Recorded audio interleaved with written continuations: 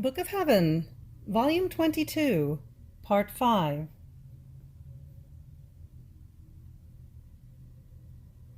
July 21st, 1927.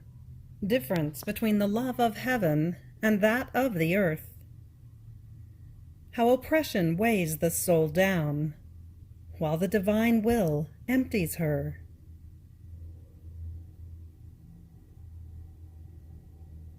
I continue my living in the divine volition, and since my sweet Jesus often deprives me of his lovable presence, I call the sovereign Mamma to my help, the angels, the saints, to help me and lend me their love, their adorations, that I may do from the earth what they do in heaven, so that, drawn by the very love of heaven, my Jesus may come to his little exiled one, to she who so much longs for him. But, heedless of my hard martyrdom, and as though despising my sighs, my yearnings, instead of having pity on me, he escapes me, perhaps contenting himself to look from afar at my terrible state. Maybe if he feels the love of heaven in me that he likes so much, he will come and will no longer leave me alone and abandoned for so long. But while I was speaking nonsense in my interior, my sweet Jesus, my dear life, came out from within me, and clasping me in his arms told me, "My daughter, I do like the love of heaven, but that of the earth I like more. That of the earth is always new for me. It is new gains that I make, new glory. On the other hand, that of heaven I already possess.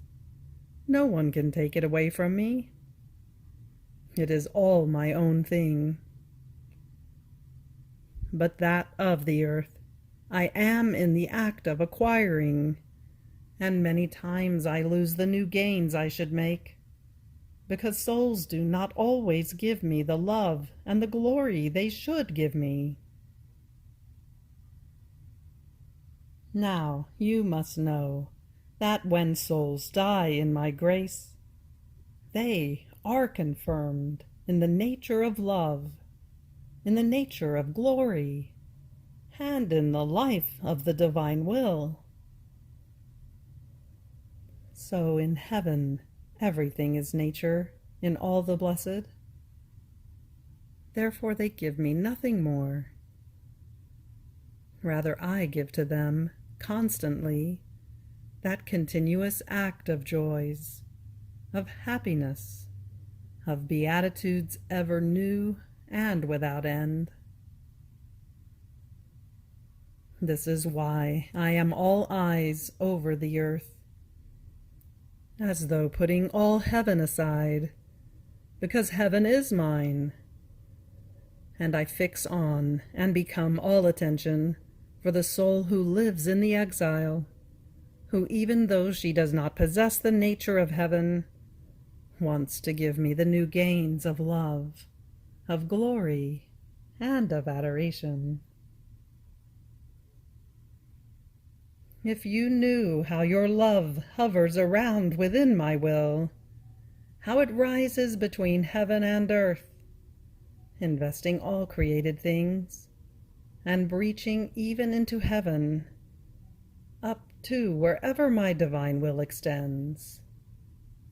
It gives me the new possession of the love of the creature, who has let herself be invested by the power of my supreme Fiat.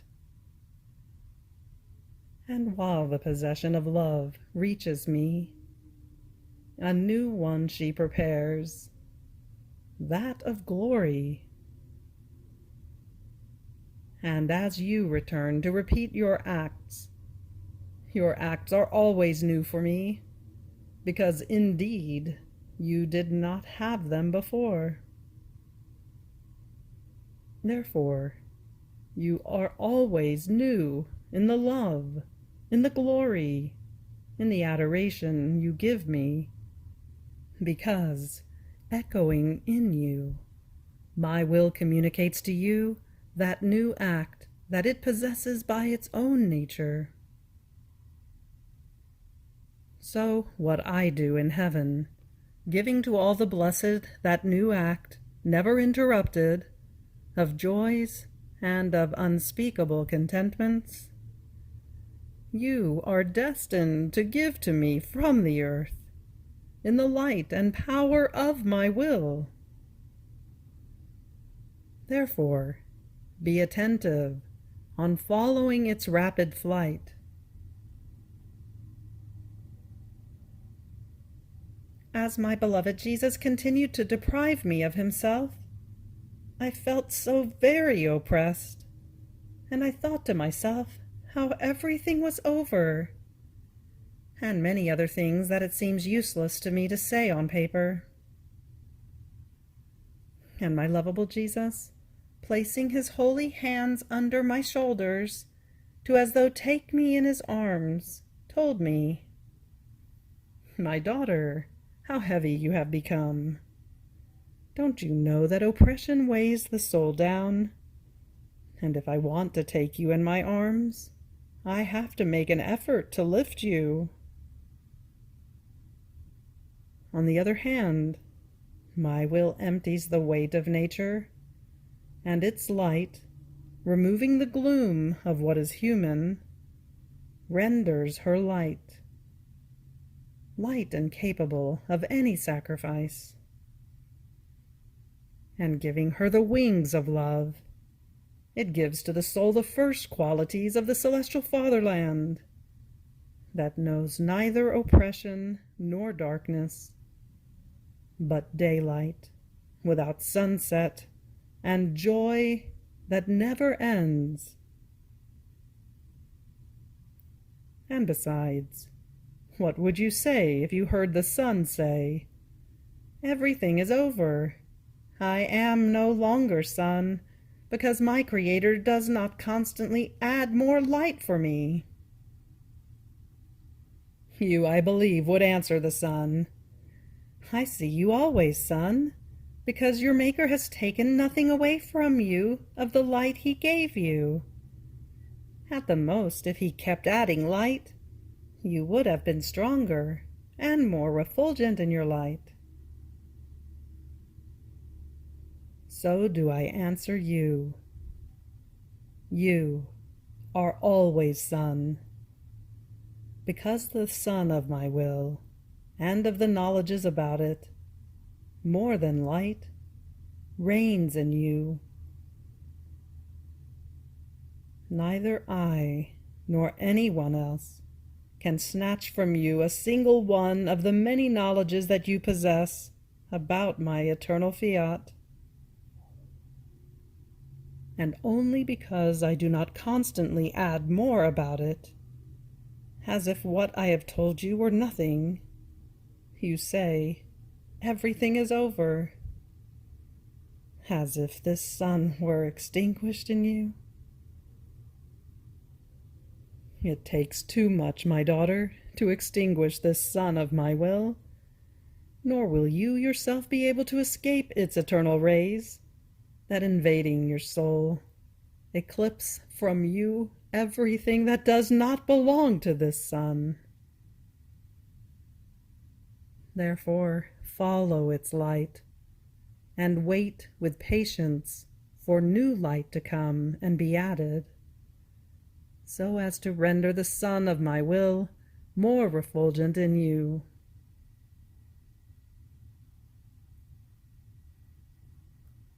July 26, 1927. How the divine will has two characters: incessant act and unshakable firmness. How the human actions serve as straw for the wheat.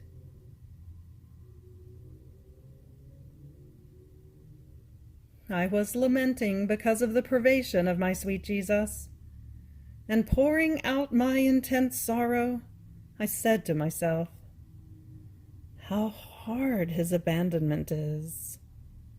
I feel as though I am under a press, squeezed drop by drop. Oh, Jesus, where are your promises? Where is your love? Where is the triumph of your divine will in my poor soul?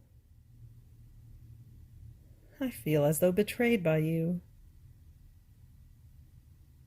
How bitter my end is. It is not the beginning that one must look at.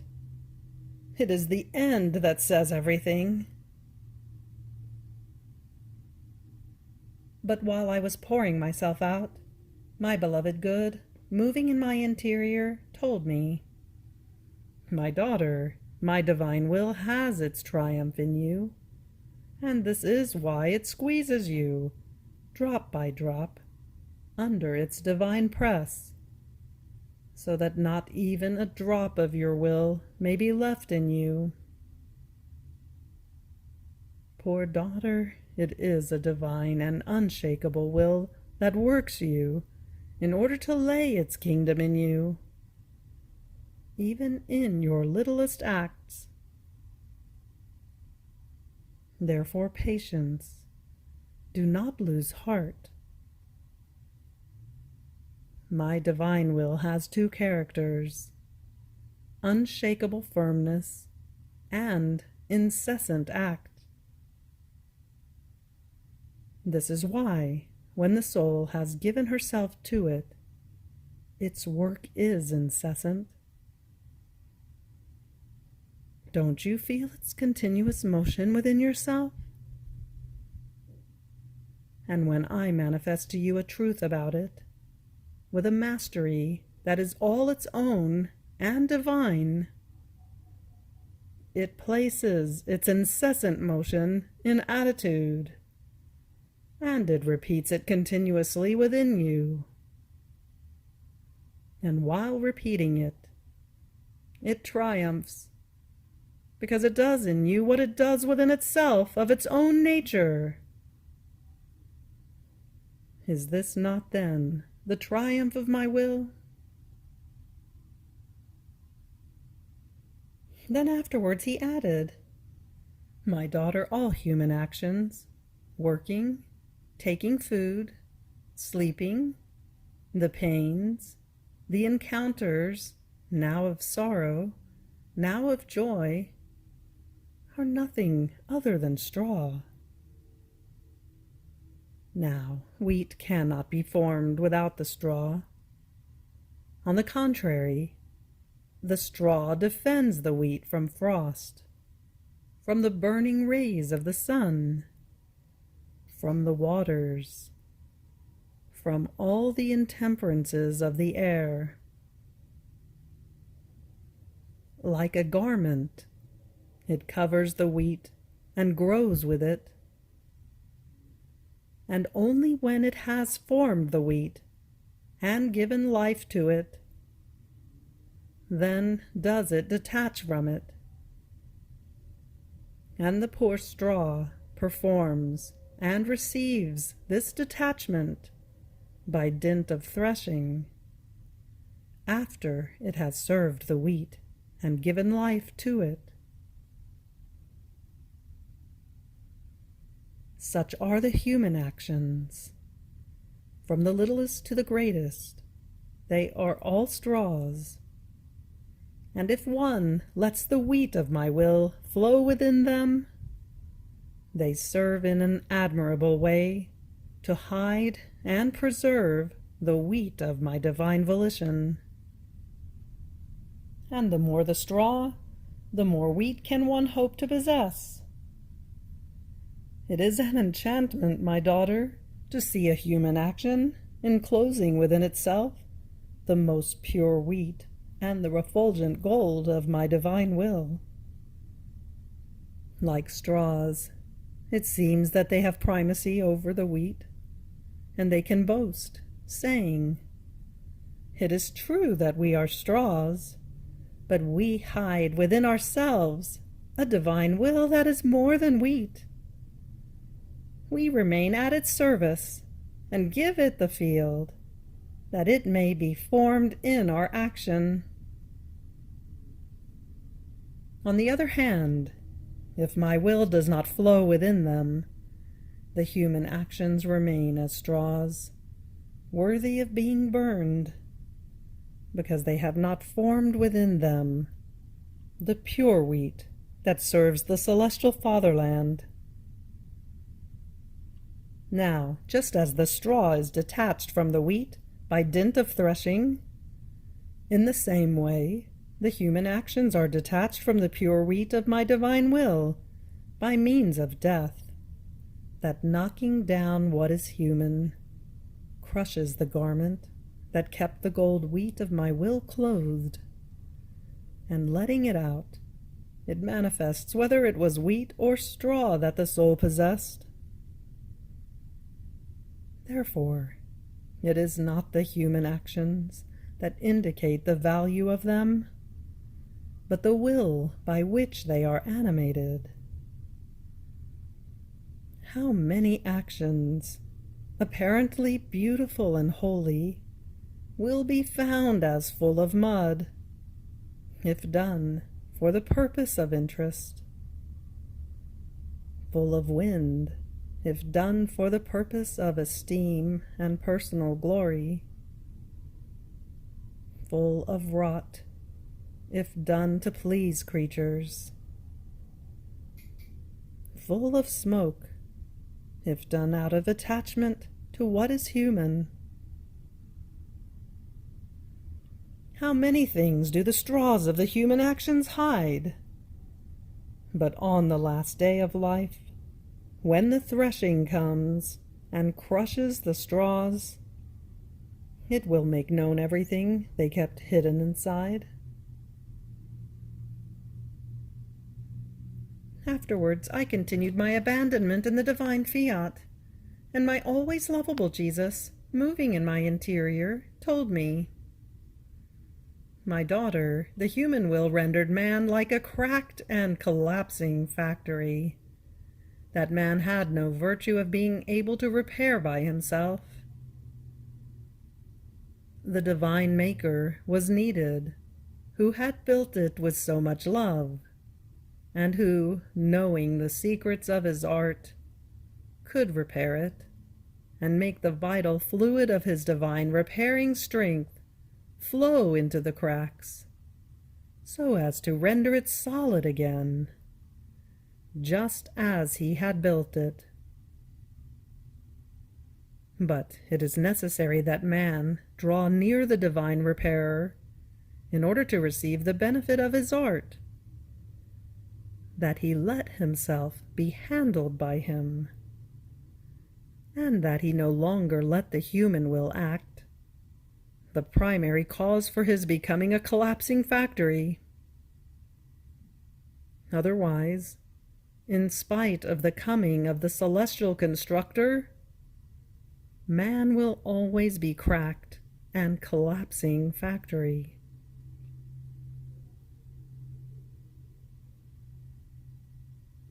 July 30th, 1927. How life is in the incessant motion. How this motion produces the spring. The value of the interior acts. I was following the holy divine volition, but always with the hard nail of being without my highest good, Jesus.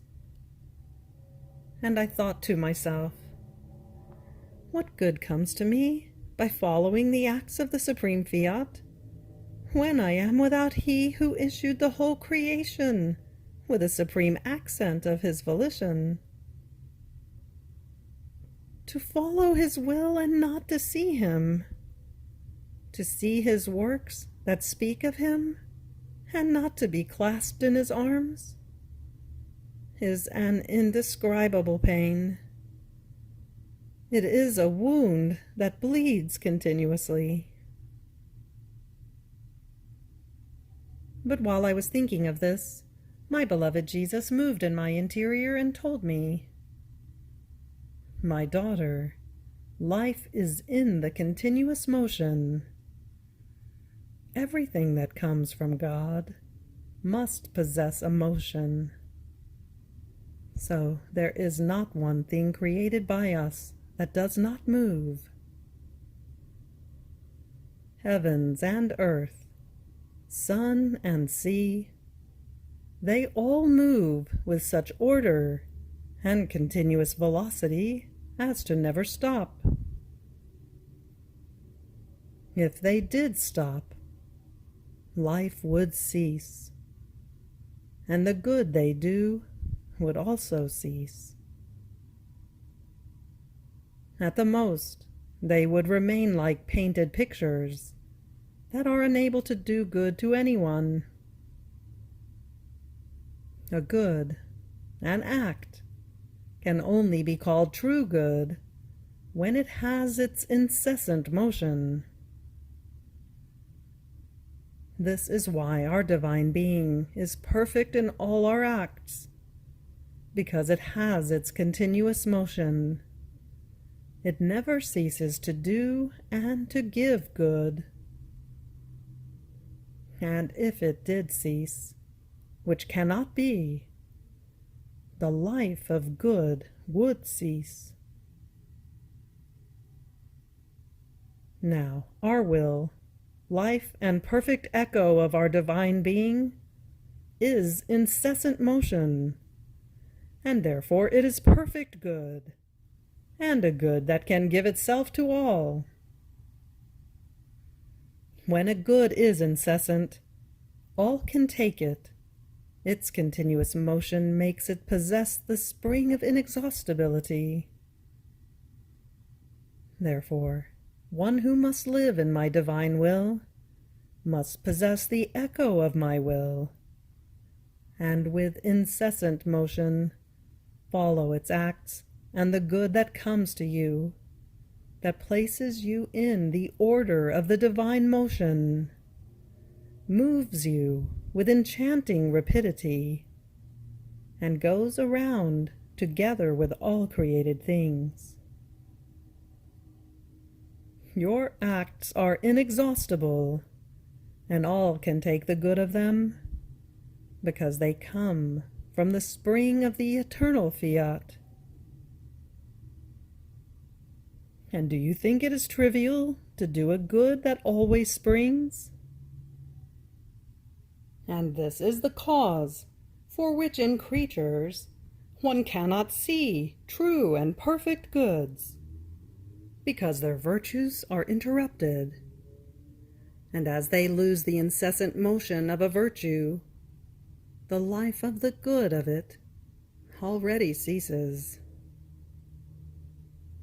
They lose the taste, the pace, the strength, because they do not possess the incessant motion, and so the life of the virtue is not formed in them, nor that act that always springs, but rather something superficial and passing.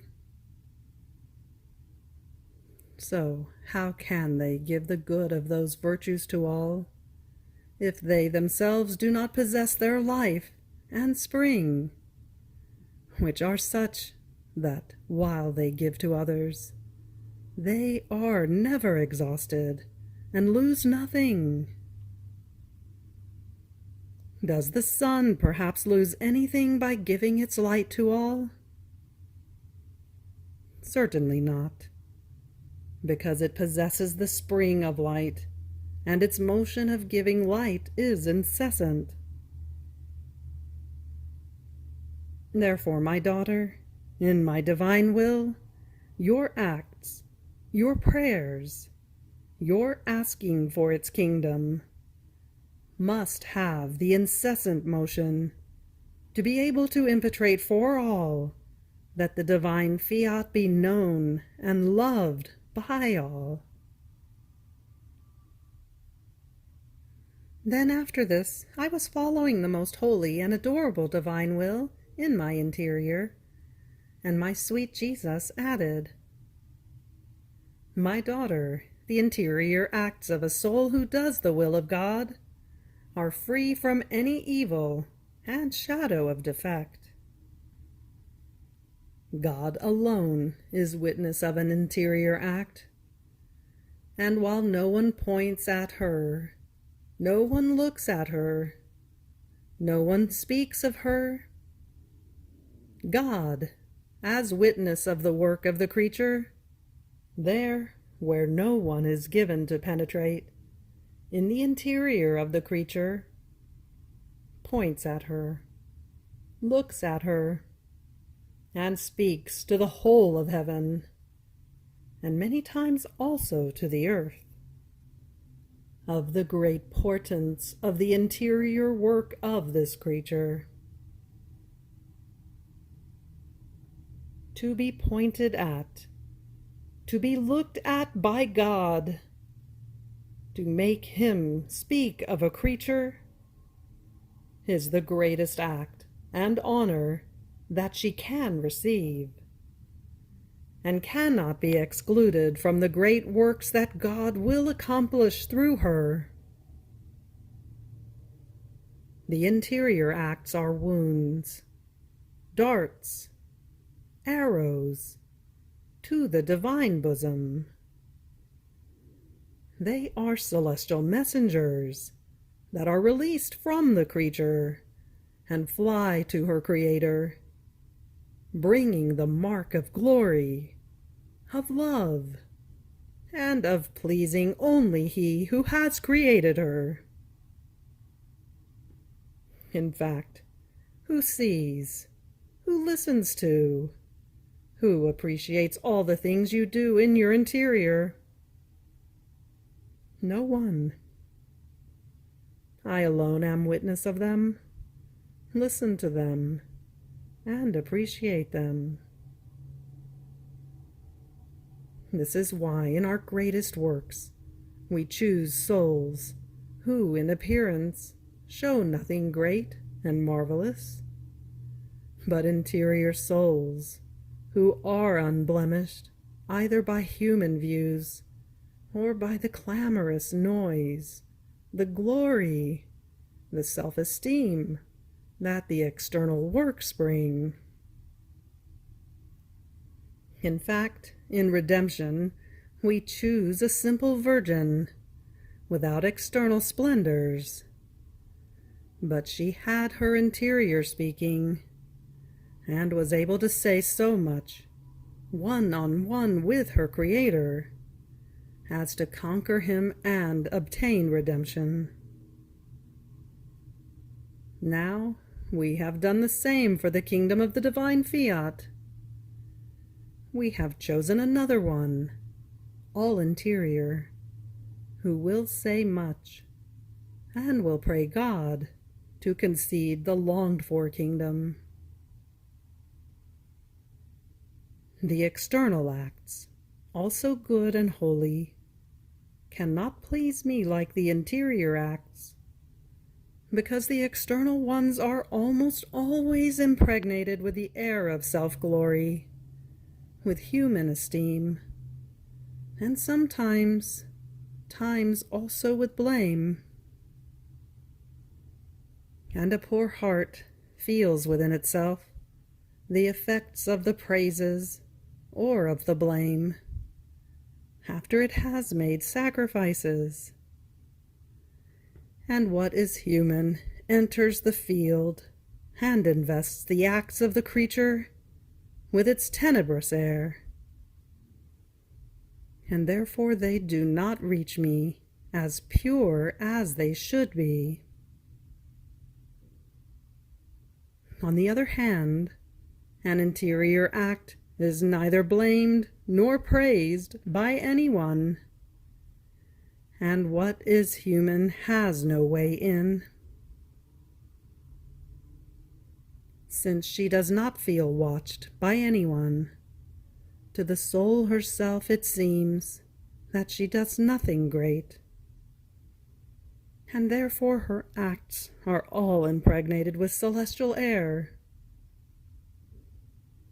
Therefore, be attentive, and let your interior always go around in my will.